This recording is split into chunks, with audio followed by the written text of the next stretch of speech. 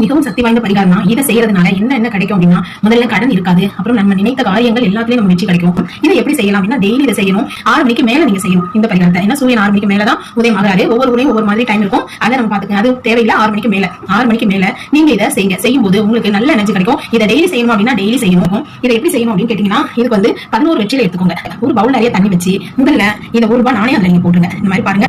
அதுக்கப்புறமா இந்த 11 வெற்றிலைகளை இந்த தண்ணியில வைங்க.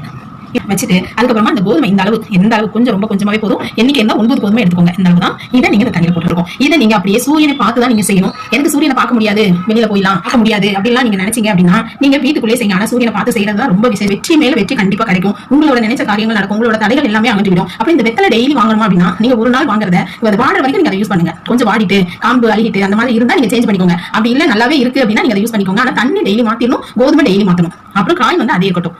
வெற்றிலையும் காயும் அதே இருக்கட்டும். வெற்றிலை வாடினோம்னா நீங்க